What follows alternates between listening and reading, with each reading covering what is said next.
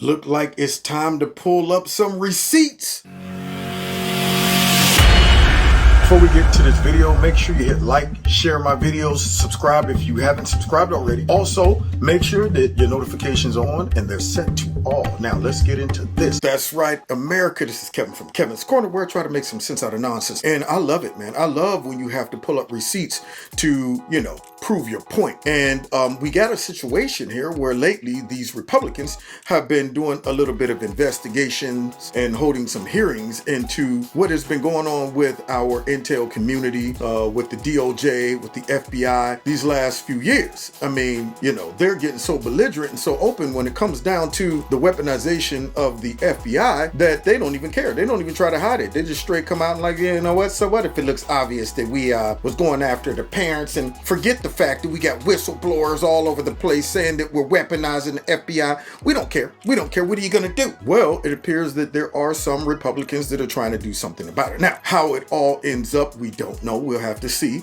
I said in my live show that I need to see some results. I'm sick of just seeing a lot of great sound bites, but I need to see some action, man. These folks will not change their behavior if they're allowed to ride this out until the Republicans are out of power. And then you got the same people remaining in power. All they're going to do is wedge themselves deeper into this cabal, and they're going to block every avenue to go ahead and hold them accountable. So if they can weather the storm, then that will only embolden them. They need to have some examples made of some of the bigger actors in regards to this weaponization of our intel communities, which brings me to James Clapper. Okay, he's a big actor. Clapper's a big actor, y'all. Yeah, so let's go ahead and check out, first of all, a couple of statements from the Republicans during the hearing to try to tell the public why they're having these hearings and why it's important. Because apparently James Clapper right now is trying to do cleanup on aisle 5. Okay, so let's check it out. Here we go. Thank you, Mr. Chairman. A lot has been said here about the fear of threats, but what we're concerned about in the scope of this committee is the fear of threats to the American citizens. The reason we use the term weaponization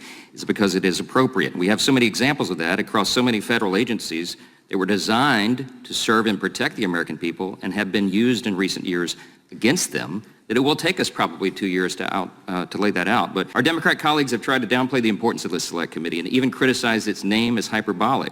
But as this example and so many others clearly show, key agencies have indeed been weaponized. We're informed even still today that that memo has not been retracted by the Attorney General. Now, did y'all hear that? That man laid out some statements that I can concur. I can agree with, because see, I lived it. I have been paying attention to this for the last few years. Now, to someone who's a casual viewer of politics, or maybe who just gets their news from the fake news, they have no idea that this type of stuff has been going on. The weaponization of the federal government, the FBI, the DOJ, the intel community have been taking place several years. We've seen their handiwork. And what's odd about what that man just said is that the Democrat Party suspiciously have a problem with this. They have a problem with these Republicans looking into all of these activities by the FBI, the DOJ, the intel community, especially considering what they've done and what they said has been proven to be wrong. So my question is, why aren't the Democrats on board with this? Could it be that all of the corruption, the lying, the falsification, the leaking, and all of that stuff all was done to benefit the Democrat Party? Because if they really cared about the citizens and protecting civil liberties of the American citizens, they wouldn't just say, well, you know what? We only want to protect the rights of liberal voters. They would want to protect the rights of all citizens, parents that might feel that they want to voice how they feel about their kids' education.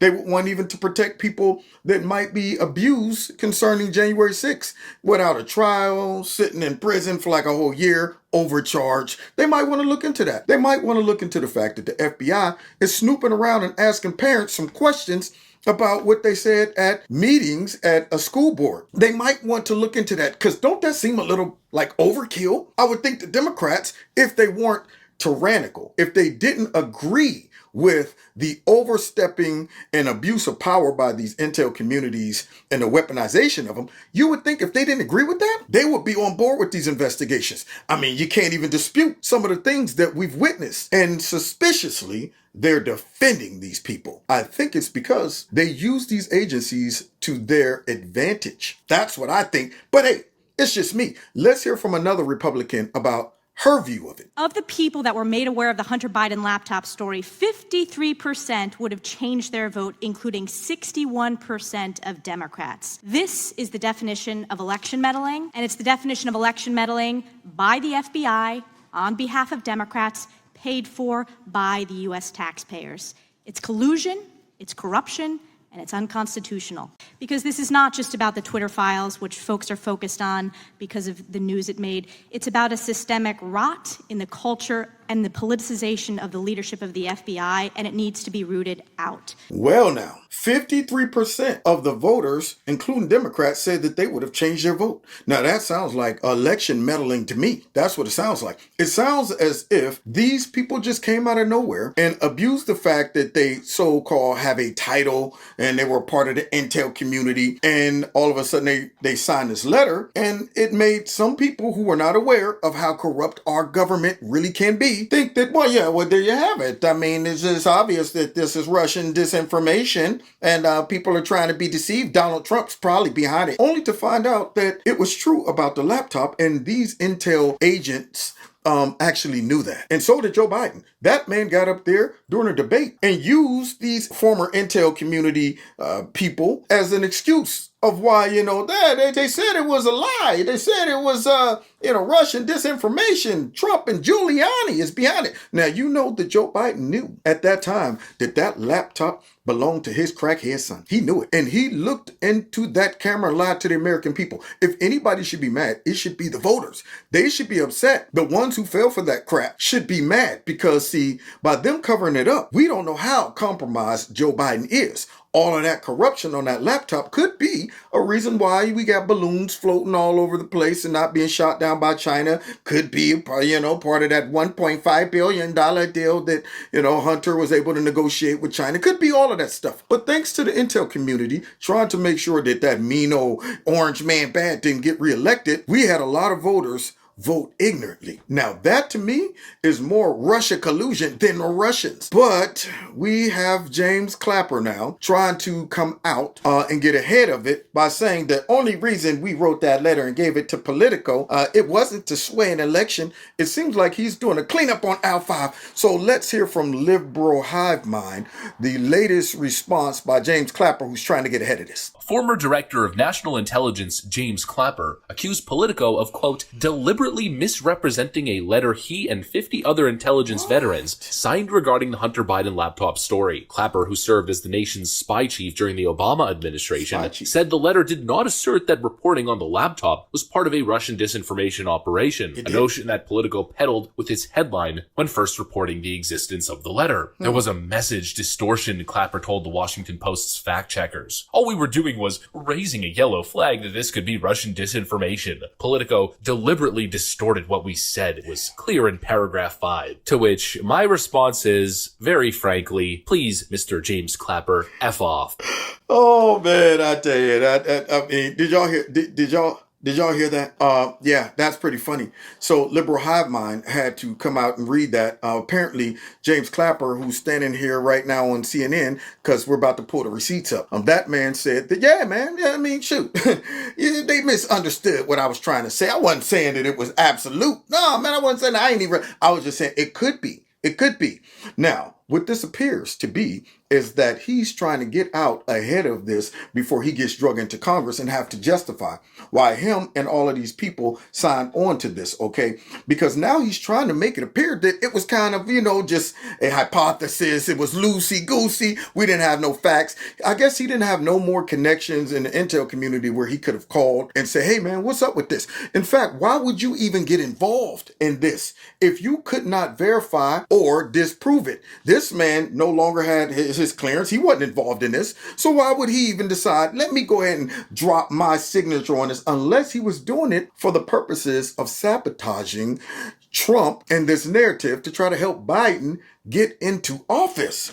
Other than that, you ain't supposed to be using your formal leverage and title as a former intel community leader to sway an election, to throw out an alternative narrative, to calm down the people, make them think something differently, all of that stuff. That right there is an abuse of your position and your power. It sounds like that you are weaponizing the intel community. Sounds like to me that you're becoming political, man. Sounds like to me that you are deliberately lying to the people. And now you're trying to say it was political. They the one that lied to the people. They mischaracterized my words. So we better go ahead and pull up the receipts to hear the actual words from this troll. Because that's what he looks like right there. He looks like a troll. So let's hear from the troll and see what he actually said, y'all. And see if it sounds like it was, just a theory and stuff like that. So let's go ahead. Receipt time. Here we go. Obama. So, Director, a bunch of questions from this. Let me just start with this.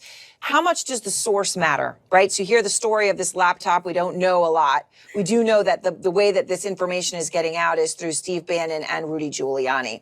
How much does the source matter here? Well, source matters a lot, and the timing matters a lot, I think. And to me, this is just classic textbook Soviet Russian tradecraft at work. The Russians have analyzed the target. They understand that the president and his enablers crave dirt on Vice President Biden, whether it's real or contrived. It doesn't matter to them. Y'all hear the receipts right now? That guy doesn't sound like someone who's just, philosophizing, has a hypothesis. No, sound like this guy is purposefully undermining the authority, coming out saying, first of all, this effort is to discredit the source. Notice what she did, because see, they're working together. She's like, how important does the source matter? Well, it matters a lot. Thanks for asking that question. Definitely Rudy Giuliani and Bannon and all of them. Yeah. See, those white nationalists, there is absolutely a reflection of these people right here, because they just want dirt on their opponent. They're evil. Has nothing to do with it being true. Call them crazy, tinfoil hat, evil. These folks right here working with the Kremlin, they're allowing themselves to be used by the Kremlin. This guy is being used by CNN, and really, he's probably using CNN to go ahead and add some type of legitimacy on this whole narrative that it was the Russians. So this guy is accusing American citizens of being Russian agents and pushing Russian propaganda, knowing that that laptop was real. So in other words, what this dude's doing is pushing Russian propaganda. Now, do you see why it's so important that these Republicans get rid of evil folks like this? We cannot have a country with folks with this type of power and influence out there doing this and deceiving the public, altering the outcome of elections. The real election collusion was right here in front of us with the intel community, with big tech, with big media, fake media that is, and the Democrat Party. But I'm not finished exposing this by showing y'all these receipts, y'all. And so all of a sudden, two and a half weeks before the election, this laptop appears somehow without, and emails on it without any metadata. It's all very curious. But and you know what else is curious? Just how the FBI managed to meet with Twitter in October, before the election, and kind of prepped them to let them know, hey man, there's going to be an October surprise coming. Now I'm going to let you know, it could be Russian disinformation. Let's go ahead and use Hunter Biden as a subject for this hypothetical scenario. We'll just use Hunter Biden. And just so happen, the story comes out, and it happens to be about Hunter Biden, and Twitter has already been prompted to know that that must be the Russian disinformation they were speaking of. What a coincidence. It's actually Hunter Biden. They didn't even bother to switch up the subject in the hypothetical scenario. They didn't call him subject A. They didn't make up a name. All right, just imagine if James right here. No, they went with Hunter Biden. Now, what are the chances of that, since he wants to talk about just so happens it's a coincidence and all of that? Yeah, what is a coincidence is the fact that the laptop came out and then they banned it, they suppressed it, and then a couple days go by, give you guys time to respond and come up with a fake narrative, and just so happened all of these willful participants, former folks in the intel community, decided to do their job as a citizen and sign on saying that, yep, this has all the hallmarks of Russian disinformation. That is a coincidence. How did you gather all those people up that fast, Jimmy? So, yeah, that sounds like a coincidence to me. Sounds like this dude right here is trying to clean up his act. So let's go ahead and finish with these receipts, okay? But so here you have a willing target, and the Russians, who are very sophisticated about how to exploit a willing target. And you know what? It sounds as if our own intel community is also very skilled at how to use dis and misinformation to deceive their own people. These folks who our tax dollars pay for are using our tax dollars to deceive us and create the illusion that we have a republic and our votes are being counted and what we're hearing is truth and all of that stuff. Yet this guy right here is creating a big fat matrix type narrative that people have bought into. And now come to find out that this was the liar. This guy was the person being used by the Russians, if he wants to play that game. This guy was the bad source of information, as he said, that Giuliani and Steve Bannon and all of them were the bad source of information. And we know that it wasn't, oh, well, Politico kind of took it a little too far. We didn't mean that. You're listening to this man right now emphasize all of this stuff that he's not saying it as, well, you know, it could be. This man is undermining every narrative about how serious and how true that laptop story was. That's what he's doing right here, even though he tried to make it seem like Politico maybe took his words out of context. Well, let's go ahead and finish hearing from the horse's big fat mouth. And to me, that's what's at work here. And so, you know, when you try to figure out the specifics of, you know, whether that meeting email, for example, is real in the midst of this, do you think stuff like that could just have been planted in there and be completely fake? I do. I think the emails could be contrived, particularly since, as I understand it from what I've read, they appear without any metadata. That is, you know, from, to, and any technical data, at least immediately evident. Well, there you have it. I do. I mean, I think those can be absolutely contrived and all of that stuff. And you see the CNN lady with her eyes closed, like, this is a shame. Now, here he is. He's not trying to give a alternative, you know, conclusion. He's not trying to give an alternative theory like, well, it could be that way and it may not be. It could be real, it may not be. No, his whole goal and objective during this whole interview was to undermine the whole narrative and to create this false narrative that, yes, do not put your faith in that email. It doesn't seem real.